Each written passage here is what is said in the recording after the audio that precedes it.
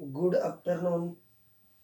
Last लेक्चरला आपण पाहत होतो कॅन यू टेल.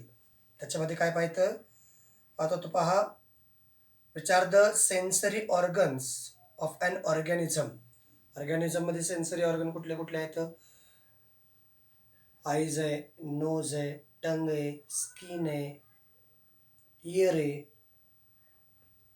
आणि व्हॉट आर देअर फंक्शन्स, ते काय काय काम करतात? आईज काय काम करतो मला माहिती आहे, टंग काय काम करतं माहिती आहे तुम्हाला, टेस्टिंगचं काम करतं.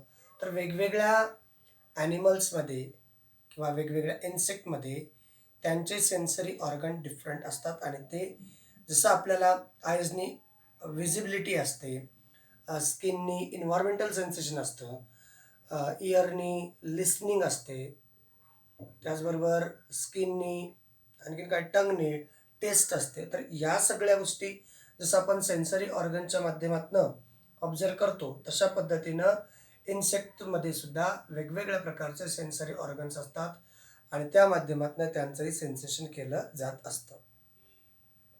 त्याचबरोबर where the gustatory and olfactory nerves to be found. Gustatory आणि ऑल्फॅक्टरी नर्व कुठं मिळतात याचं आपल्याला ऑब्झर्वेशन करायचं आहे. तर या ऑब्झर्वेशनमध्ये आपल्याला असं पाहता येतं, gustatory nerves are concern with sense and taste. तर olfactory nerves is concern with the sense of smell. म्हणजे गॅस्ट्री नर्व्स काय करतात? गॅस्ट्री नर्व्स काय काम करतात?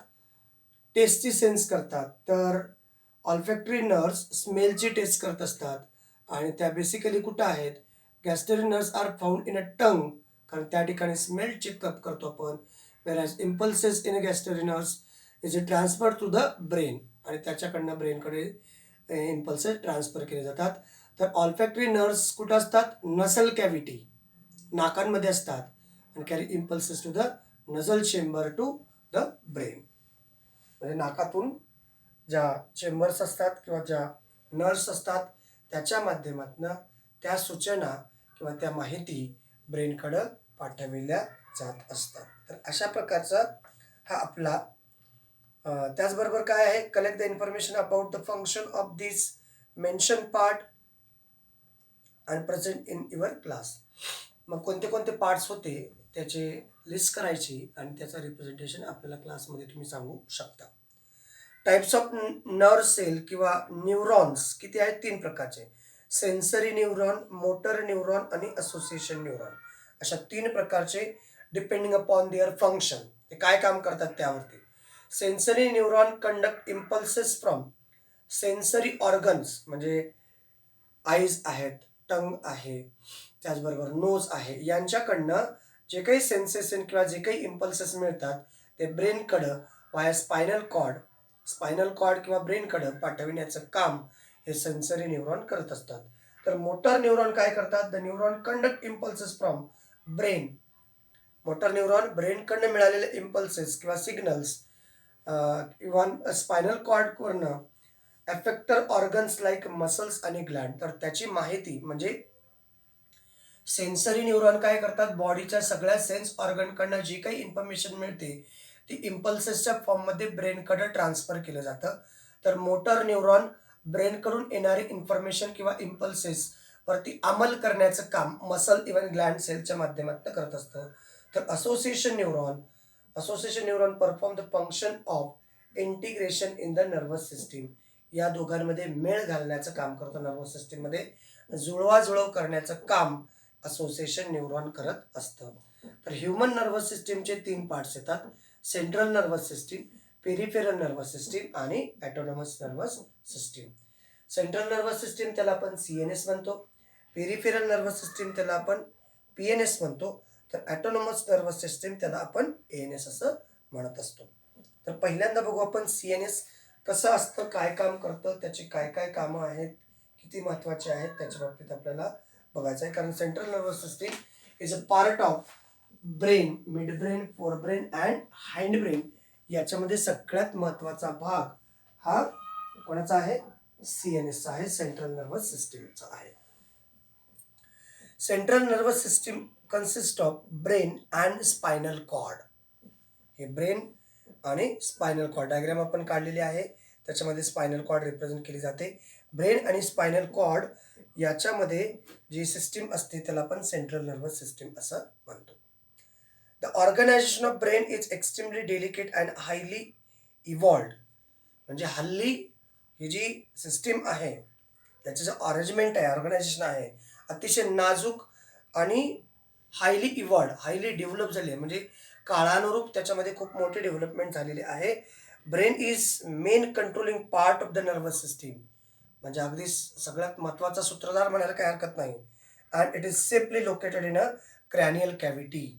म्हणजे डोक्यामध्ये हाडाच्या कवटीमध्ये ब्रेन हा सेफली डिपॉझिट केलेला आहे. The spinal cord is protected by vertebral column. पाठीचा जो कणा आहे, जे मणक्यांना छिद्र आहेत, त्या छिद्राच्या आतमधून ही स्पायनल कॉर्ड जाते, कारण त्याच्यामुळं त्या स्पायनल कॉर्डला कुठलाही प्रॉब्लेम येत नाही. जर थोडीशी जरी स्पायनल कॉर्डला प्रेस झाली तर तिथून पुढचा पार्ट सगळा डिॲक्टिवेट होत असतो. त्याच्यामुळं स्पायनल कॉर्ड व्हर्टिब्रल कॉलममधून जाते. In the space between the delicate central nervous system and its bony covering of the protective layering is called as meningitis. म्हणजे जे क्रॅनियल कॅव्हिटी मध्ये ब्रेन आहे, त्याचबरोबर सेंट्रल नर्वस सिस्टीम ज्या बोनी पार्टमधून जातं त्याला प्रोटेक्टिंग कव्हरिंग आहे, प्रोटेक्टिंग लेअर आहे, त्या लेअरला मेनिंजिस असं म्हणतात. Cavity present in the various parts of the brain is called as ventricle. म्हणजे वेगवेगळे जे गॅप आहेत ब्रेनमध्ये त्याला व्हेंट्रिकल म्हणतात.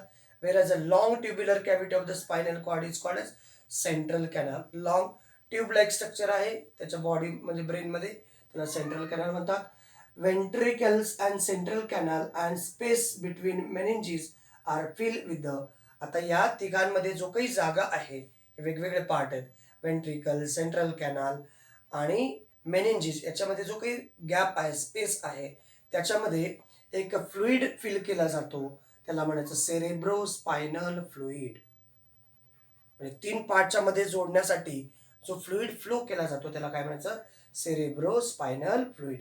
आणि दिस फ्लुइड सप्लाइड न्यूट्रिएंट्स, त्या फ्लुइडच्या माध्यमातून ब्रेनला न्यूट्रिएंट सप्लाय केले जातात to the central nervous system and protected it from shock. जर काही धक्का हेवी शॉक लागला ॲक्सिडेंटल केसेसमध्ये तर त्याचं मेंटेन करण्याचं काम या सेरेब्रो स्पायनल फ्लुइडच्या माध्यमातून ब्रेनला कुठलाही धक्का मिळत नाही किंवा कुठलाही शॉक लागत नाही. मग the brain of adult human weight is, म्हणजे एखाद्या मॅच्युअर्ड माणसाचं ब्रेन म्हणजे 1 किलोग्रॅम आणि 300 ग्रॅम किंवा 1 किलोग्रॅम 400 ग्रॅम, म्हणजे 1300 ते 1400 ग्रॅम एवढं त्याचं वजन आहे. आणि त्याच्यामध्ये 100 बिलियन्स न्यूरॉन्स आहेत, कारण त्या न्यूरॉनच्या माध्यमातून सर्व इंटिमेशन इम्पल्सेसच्या स्वरूपात बॉडीच्या सगळ्या पार्ट्सला किंवा बॉडीच्या सगळ्या पार्ट्सकडून ब्रेनकडं पोचविण्याचं काम या न्यूरॉन सेलच्या माध्यमातून केलं जात असतं. Left side of brain control right side of our body. या बाजूचं जे काही ब्रेन आहे, या बाजूचं लेफ्ट हँड साईडचं ब्रेन हे बॉडीच्या राईट हँड साईडचं कंट्रोलिंग करतं, तर राईट हँड साईडचं ब्रेन हे बॉडीच्या लेफ्ट हँड साईडचं कंट्रोलिंग करण्याचं काम करत असतं. In addition left hand side of the brain control, आता त्याच्या व्यतिरिक्त लेफ्ट हँड साईडचं ब्रेन काय काम करतं बघा. Left hand side brain control our speech and conversation, writing, logical thinking etcetera. डाव्या बाजूचे ब्रेन काय करतं, आपण जे काही बोलत असतो, बोलणे, त्याचं कन्व्हर्सेशन करणे, रायटिंग स्किल, लॉजिकल थिंकिंग, हे सगळं लेफ्ट हँड साईडच्या ब्रेनमुळं होत असतं.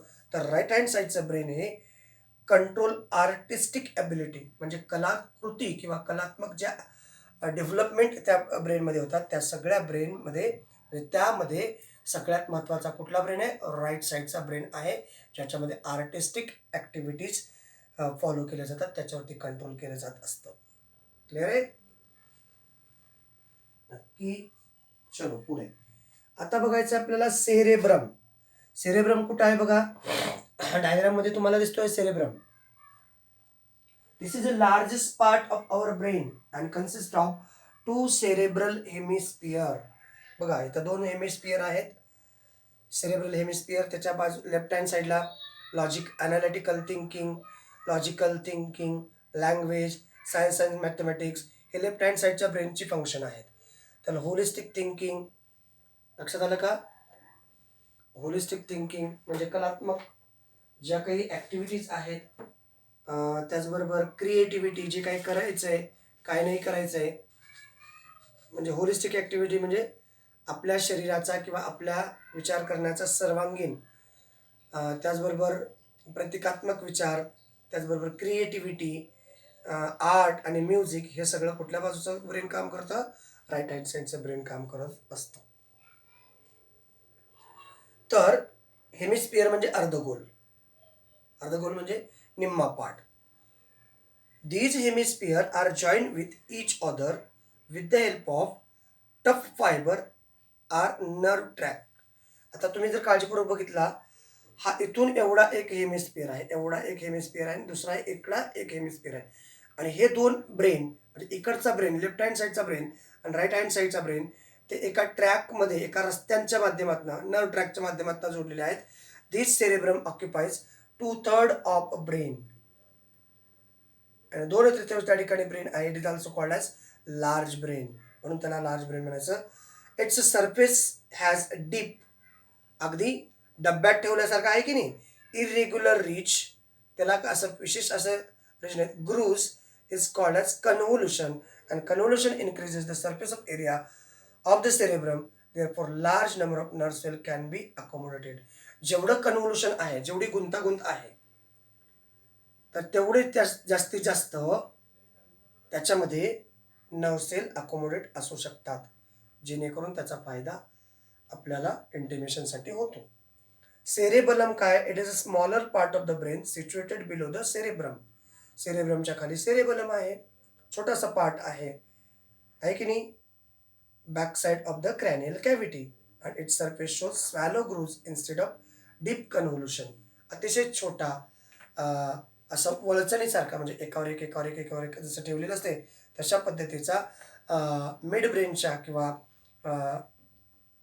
जो सेरेबलम आहे, सेरेब्रमच्या खालच्या बाजूचा भाग आहे त्याला सेरेबलम म्हणायचं. मेडुला ऑब्लँगेटा. मेडुला ऑब्लँगेटा हा सुद्धा mid hindmost part of the brain, अतिशय सगळ्यात महत्त्वाचा, त्याचबरोबर सगळ्यात शेवटचा आणि न दिसणारा हाइंड आहे, न दिसणारा. There are two triangular swollen structure. कुठे आहे बघा, या ठिकाणी आहे. या ठिकाणी तुम्हाला ट्रायंग्युलर स्वेलन स्ट्रक्चर दिसतं. मेडुला ऑब्लँगेटा या ठिकाणी आहे. The medulla oblongata continues toward the spinal cord आणि तो सतत स्पायनल कॉर्डकडं जात असतो. अशा प्रकारचे हे सगळे पार्ट्स आपण आज पाहिलेले आहेत. बाकीचा पोर्शन जो बाकी आहे, think about the spinal cord, ते काय असते, कसं काम करते, कशा प्रकारे काम केलं पाहिजे, या सगळ्याविषयी आपण चर्चा उद्याच्या लेक्चरला करणार आहोत. तोपर्यंत तुम्हाला स्पायनल कॉर्डची एक डायग्राम दिलेला आहे, ब्रेन अँड स्पायनल कॉर्ड.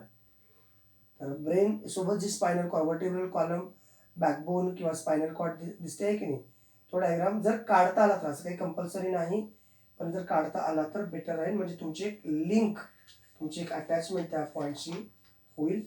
त्याचा फायदा तुम्हाला पुढे नक्कीच होणार आहे. तुर्तास या लेक्चरमध्ये आपण इथेच थांबूयात. Thank you and thanks a lot. ठीक आहे, चलो ओके.